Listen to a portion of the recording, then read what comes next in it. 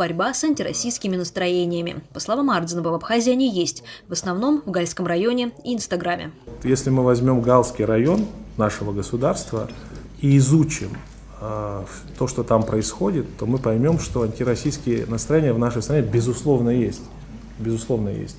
Если мы изучим определенные сегменты социальных сетей, вот наши коллеги здесь присутствующие, вот Миланы, две очаровательные Миланы, они изучали определенные сегменты работы Инстаграма, и там обнаружено такое количество заявлений разных от нашей молодежи, скажем, может быть, 16-15 лет, может быть, даже еще моложе.